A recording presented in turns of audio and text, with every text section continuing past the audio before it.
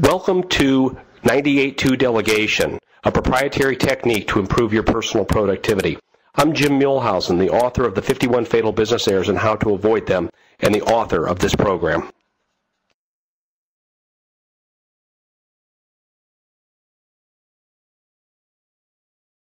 What's the most valuable asset in your business? It's you. It's not your equipment. It's not your inventory. It's not even intellectual property, patents, copyrights, or trademarks. It's your time is the single most valuable asset for virtually all small businesses. And the reason for that is that there are things that you can do that no one in that organization can do. By the same token, you're also the biggest liability in your business. And why is that? And that is because the same time that is so valuable also is limited in quantity. We all only have 24 hours of it a day, and we can only do so much with it on any given day. So all of those things that we could be doing for our business but are not doing for our business, those things that only we can do, become the very bottleneck of the business. So at the same time, we're the most valuable asset of the business, and we're also the biggest thing holding the business back. Most business owners come to realize that there is a straight line relationship between the value at which they can employ their personal time and the growth, profitability of their business. That being, the more you can focus on high impact activities, the more money your business will make. The more you cannot escape the day-to-day, the mundane, the technician work, the less value you can create for your business and the less valuable business you have in return. So if you buy my argument that the biggest asset and liability of your business is your personal time, how do we get to the solution, which is quite simply to cut your low-impact work and raise your high-impact work? I'll tell you exactly how to do this through the procedure that we've created. But the first thing that I tell my clients is let's try to cut your low-impact work in half, and then we will reinvest that time in high-impact activities. Now, a caveat to this, you can't do it backwards, meaning you can't focus on, hey, I'm going to try harder to do more of these high-impact activities, and then the low-impact work will just disappear. That never works. We'll try that I'll try harder plan. That just doesn't work. What does work is first you cut the activities, you get rid of them. Then once you get rid of them, you can reinvest that into anything you want. And that could be anything like more family time or a better quality of life, increasing your sales. It could be anything that is the high-impact work in your business is where we want to reinvest that time.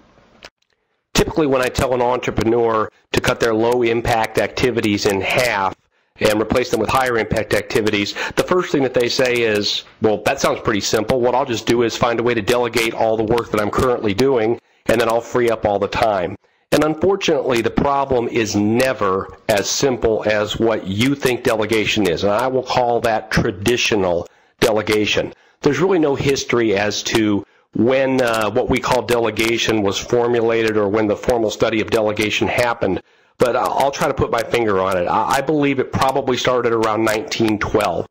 And the reason that it started around 1912 is that that's when the Harvard MBA program first appeared, the first formal business education. Came around through Harvard in 1912, and that's when people started focusing on things like high-impact activities versus low-impact activities and what most people would call delegation.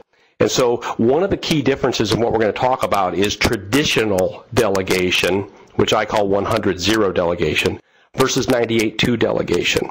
And most entrepreneurs are not good at traditional delegation. The reason why most entrepreneurs are not good at traditional delegation may be as simple as it's a 100-year-old concept, but I think entrepreneurs tend to be multitaskers. They tend to be a little ADD and like to focus on a lot of different things at once, and they're also very, very impatient. And that impatience serves them well as an entrepreneur, but it does not serve them well as a delegator. It tends to sound something like, why can't I give all this work to Mary and just have her do it? Why does it take so much training or rechecking or systemization or structure? And quite simply, entrepreneurs, including myself, don't have the patience to go through that. And that's one of the reasons that it doesn't work. There's also a lot more moving parts than we want to give it credit for. That it's real simple. I take the papers, I push them on her desk, and she does them. No, it's 50 steps, not one step. And now we go back to our impatience, and we don't want to go through the 50 steps. We just want to push the pile of papers. I think that also it's much different delegating in a big company than a small company. As small company owners, we're typically delegating to a person that does not have as much formal education, may not have as much training, and the quality of the person that we're delegating to may be a bit lower than at a big company, which just simply makes it harder to do. Another quality of entrepreneurs is that maybe it's related to impatience, is we usually want it done quickly. And quality traditional delegation tends to be slow, and in fact it tends to be too slow for entrepreneurs. We tend to not have enough systems to really make delegation work, and sometimes we have cultural issues, and those cultural issues are all the great things about small business. Get it done, do whatever it takes, all these flexible speed-based things that we find in small business really make it difficult to do traditional delegation, and that's what I call this 100-0 delegation. And what that means is that we're just going to give the work to somebody else and they do all of it. I do none of it, you do all of it. And that just simply does not work in this environment. 100-0, where I can get rid of everything, which is exactly what I want. I want to get rid of all of it, simply does not work. And what we have found work is 98-2 delegation. But I'll tell you what I find typically happens in a delegation scenario. The typical delegation scenario goes something like this. I have some work that I want to get done, and Mark, my trusted 9-year employee who has worked for me and done nothing but excellent work for 9 years, is the perfect person that I see to get this work done. So what I do is go, oh my gosh, why didn't I think of that before? I can give this work to Mark. So I plop my big pile of papers or whatever the work is into Mark's office, and I say, Mark, trusted employee, please do this work for me, and I'd like it done by next Tuesday. So here comes next Tuesday, and we all know what's happened. A, Mark may or may not have the work done. Mark has not done the work to the quality that I could do it myself. He has not done it to the speed that I have done it myself, and this is very frustrating to me, the impatient, high-paced business owner, because I say something along the lines of, gosh, it wasn't even worth delegating that to Mark. I could have done it faster myself. Well, yes, I could have done it faster this time, but what about the next time and the next time and the next time? But that's not even the real problem. What the real problem is that I start going, gosh, Mark didn't do this up to my standards. Mark effectively failed based upon my subjective standard of what was fast enough, good enough, high quality enough. And I say something along the lines of, if I can't trust Mark to do this work for me, I can't trust anyone to do this work for me. And I'm right back where I started. This is called the full circle, and you can see this on screen, that I've ended up right where I started, back to I need to do this work myself if I want it done the right way. And I'm now trapped doing work that I never should do. I bottleneck myself, and I have become that liability for the business. If traditional delegation doesn't work, then what does work? I mean, we still need to do something that is akin to delegation, but I would contend that all entrepreneurs need to throw out the concept of traditional delegation and take a three-pronged attack instead. And the first prong of this attack is systemization. If we can somehow systematize, sometimes we can use technology to systematize. Websites and programs do a great job of systematizing things, and now the work doesn't need to be done by anyone, let alone us or our delegee. The second prong in the attack is to change the way that we train. And we have another workbook called the Operations Planning Workbook that talks about how to create powerful training systems that actually work for business, because plopping the pile in front of Mark and saying, go, doesn't work. And it boils down to breaking things into small steps instead of big steps and creating a process that actually is proven and repeatable for the long term. And the last step in the process is 98-2 delegation. And this is a proprietary technique that I guess I'll claim to invent, but I really didn't invent it. Successful entrepreneurs invented it. That I saw men and women that did a great job of getting rid of work, and what they did was use this process that I have named 98-2. The general concept of 98-2 delegation is give up on getting rid of all of it. When I try to slide that whole pile of papers onto Mark's desk, I have set myself up for failure. It's never going to work to have him do all of it. Maybe over a period of time he can do all of it, but certainly not at the beginning. He can't do all of it. And what we want to do instead is get rid of 98% of it and keep 2% of it. That 2% we call the Picasso work. It's the work that really can only be done by you. It's usually gained by industry experience or the ownership position or maybe just your intellect and cunning, but there's always this little itty-bitty piece that must be retained by you. So if you think about Picasso, Picasso was the only one that could actually touch the brush to the canvas. Other people could buy the canvas, they could buy the paint, they could mix the paint, they could set up the scenery, they could decide where the painting was going to be done. But when it came time, if you wanted a Picasso painting, Picasso had to touch the brush to the canvas. And that's the 2%. And so what we want to do in 98-2 delegation is be the one that touches the brush to the paint, but gets rid of everything but that. And when we shift our paradigm to, I don't need to get rid of all of it, I don't need to abdicate it, what I need to do is just keep this teeny-weeny piece that really isn't going to kill me, and then the rest of it I can get rid of. Well, now you've freed up a tremendous amount of your time, and you've created a tremendous amount of leverage. Breaking this down into even more steps, we've created a 4-step process that can help you identify the Picasso work and figure out which work you need to keep and which work you need to get rid of. So what the 4 steps are is the first thing is that we're going to use a delegation grid that you'll see on the next slide to identify your low-impact work versus your high-impact work. Then in the next step, we'll systematize, train, and use 98-2 delegation techniques to get rid of that work. Then step 3, we're going to fill that vacuum created by the loss of the low-impact work. So we're going to get rid of the low-impact work. That's going to create a hole in your calendar, a good kind of hole in your calendar, where we can fill it with more high-impact work. And then all we do is keep repeating.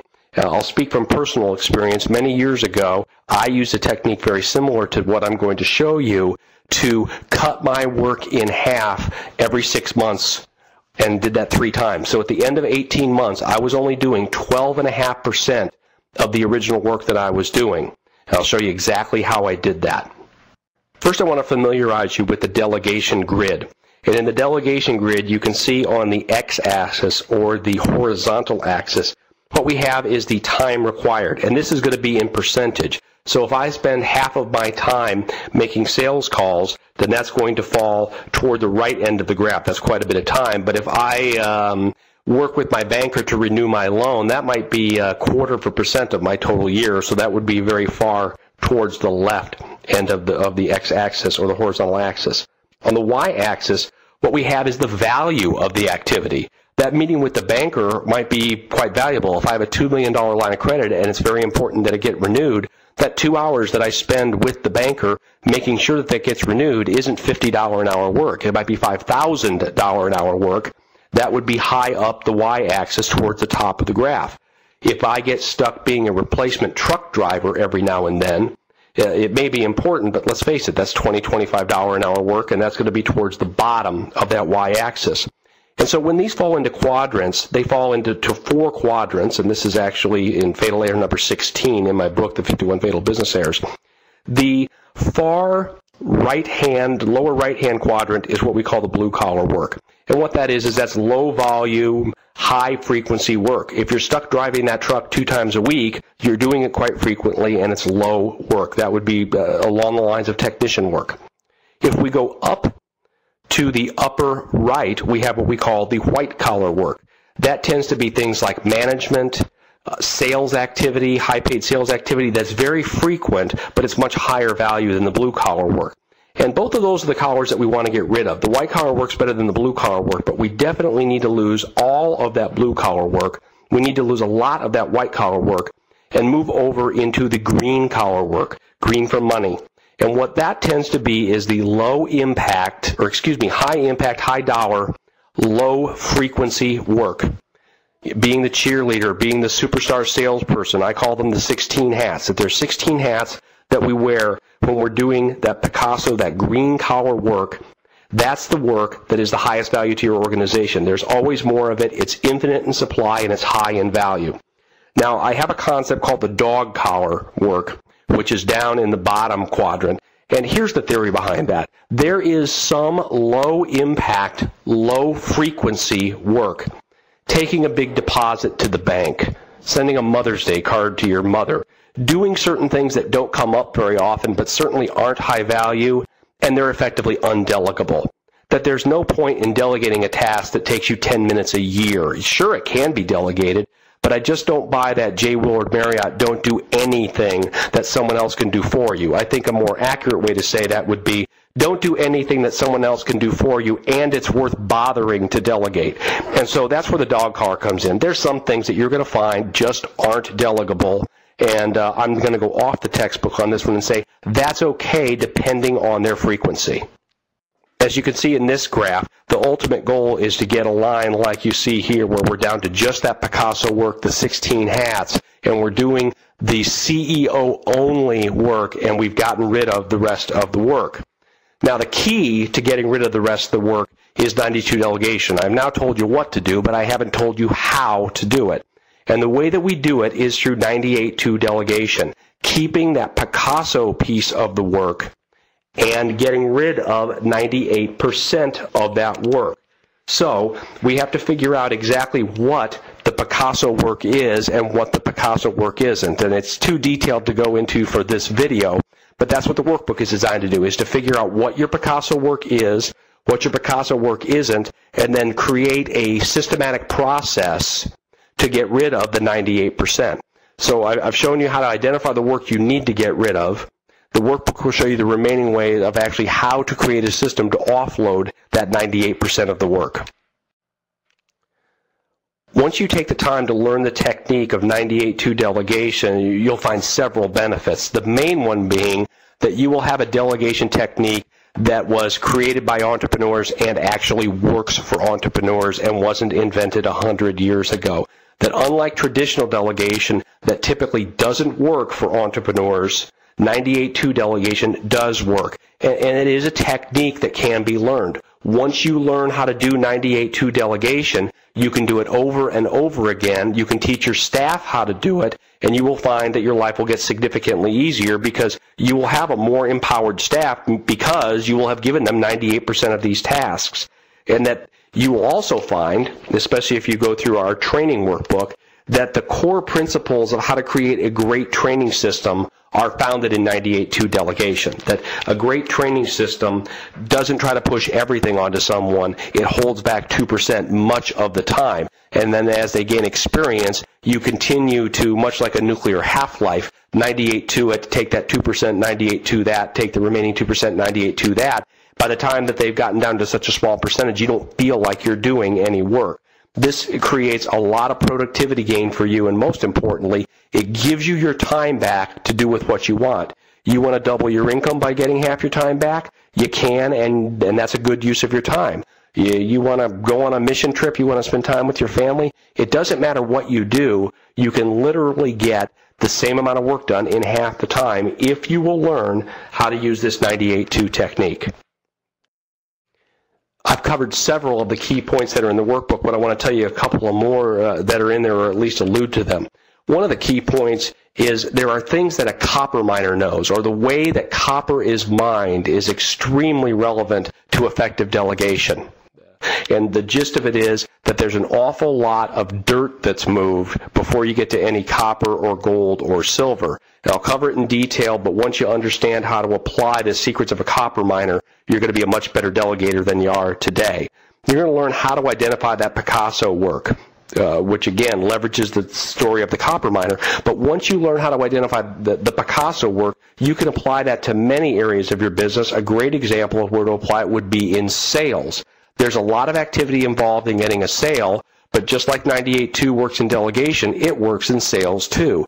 That 2% of the sales process is where the rubber meets the road and where the big money is made. And 98% of it, yes, it's important, but it's just work. And if you treat it all the same, you're going to have significantly higher sales costs than if you learn how to identify the Picasso part of it and the non-Picasso parts of it. I'll show you how the simple process of screwing in a light bulb may be screwing up the way that you delegate. Many people would delegate screwing in a light bulb just like that. Go screw in the light bulb. It's not like that. I'll show you how to delegate screwing in a light bulb correctly, just as a simple example. And once you learn how to do that, you can take it and apply it to more complex situations in your business. I'll also tell you what the 5 phases of delegation, that there really are 5 phases that you need to go through with anything that you delegate if we're delegating functions and not just simple tasks like we want to. We want to get rid of lots of work, not just a little bit. And so when we delegate a function, there's going to be 5 phases that we need to go through in order to do it. One of the reasons that you may be struggling with delegation today is that you're trying to do all 5 phases at once. Once you break it down into 5 pieces, you're going to find a lot more success. A couple of specifics about the way that I've done the 51 Errors workbooks. I am not a big fan of self-directed study, especially for entrepreneurs. Virtually all entrepreneurs that I know are all busy people. They all have way too much to do, and it's going to be very difficult for them to lock themselves in their office for 2 or 3 hours and fight their way through a workbook. It just isn't an effective use of an entrepreneur's time, and realistically, they're not going to do it. At least I wouldn't, or almost all the clients that I've had over the years won't do it. So we don't do any DIY or do-it-yourself. We do what we call DIW, do it with. Our entire process is based on do it with. Each of the 51 Errors workbooks includes 90 minutes of live coaching from one of my certified coaches. So people have to be accepted into the 51 Errors coaching process, and once they're certified, then they have the right to work with you on one of the workbooks that I have created. And so ideally, if there is one in your town, which we have them in many of the major markets in North America, that they will actually come to your office and sit with you for 90 minutes and work with you on the workbook. There may be a little bit of work for you to do ahead of time, but the point is that you're going to be working with someone that already understands the benefit that you're supposed to get from the workbook and will work with you, and most importantly, be a high-quality sounding board. That's what's missing from doing it yourself, is that you're missing a high-quality sounding board to bounce ideas off of. The other thing I don't like is all this internet-delivered stuff.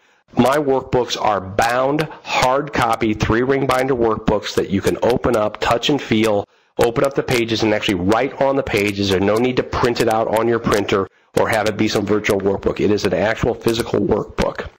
I have included a couple of online components that I think are important. Each of the workbooks has an online assessment. For this one, there's actually 2 assessments. One is you rating yourself on your current delegation style and effectiveness. So you can take that online assessment and see how you're doing.